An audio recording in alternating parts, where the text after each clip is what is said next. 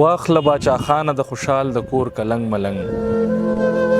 سور کپن کې تاله درځي ستا په شان ملنګ ورک اسلام آباد شغټ غټ خلک په پیڅو اخلي سرو سپینو بدل نکړو پرنګ دا غنم رنګ ملنګ سلامونه خوږو ستړي مشي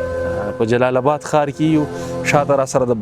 بابا مزار وینئ د باچا خان بابا په مزار کې ولاړ یو او د بابا په مزار کې را سره بیا بختیار زدران صاحب را سره ولاړ دی ډېر ښه شعر لیکي او د ټولو نه غټه خبره او د خوند خبره دا ده چې د شعر په رموزو د شعر په اسلوبو او د شعر په تکنیک پویا استاد سړی دی نو ملي صاحب را سره شعرونه یې را سره واوري بختیار صاحب په خیرالی درته وایم ډېره مننه ټایم نږدې دی نو زه یم چې د خبرو نه به تېر شو الله د تاسو راته سلامت لري خوښ په دې شومه چې او ما ته هم دا ویاړ راوبخه چې نن تاسو ګورم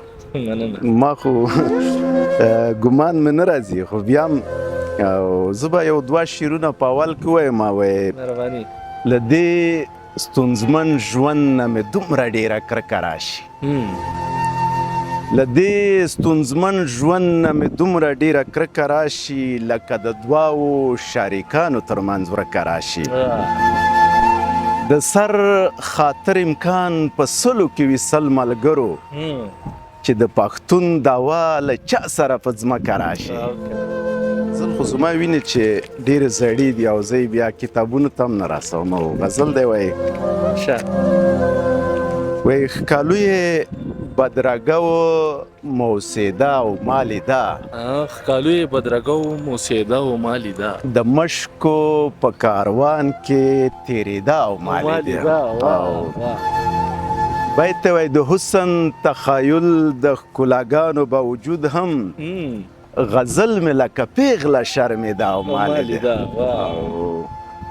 د مینې راز یې ووې سره سالو او پښې نیولو چې مخ یې راړاوه پښه یې نیوه او مالیده او دا شعر دی تاسو ته ډالۍ وي بقرار صاحب وایي بې شمېره رنګینۍ به د پښتون غېږې ته یوسي بې شمېره رنګینۍ به د پښتون غېږې ته یوسي غزل چې په لفظو سینګارېده او مالیده او وروستی مقطع ده وایي بختیاره داسې بد انتظار مشه د چا برخه بختیاره داسې بد انتظار مشه د چا برخه بختیاره داسې بد انتظار مکړې د چا برخه نن شپه چې تر سپېدو را لانډېده او مالیده ډېر ښه دی بختیار صاحب ډېره مننه غزل دی وایي وایي کال پوره کېږي چې مې ټول نازک خیالونه مړه دي کال پوره کېږي چې مې ټول نازک خیالونه مړه دي زمونږ په چم کې پسرلي مړه دي ګلونه مړه دي ډېر ښه شعر دی ډېره مننه تورو کفارو سترګو ډېر وکاپر کړي زړونه شوق دی مړ شوی او که خدای زده ګناهونه مړه دي نن خو سهار له خوبه دومره ډېر دردمن پاڅېدم له ډېر ستړي نه مې بیا جوړه لاسونه مړه دي او لکه چې مړه دي ارمانونه امیدونه مړه دي خو ژوندي مګر د ډېرو خلکو زړونه مړه دي او بختیاره څوک یې په اسانه رانه نشي نیوی پر دغه خاوره مو 15,000 کالونه مړه دي ډېره مننه خیر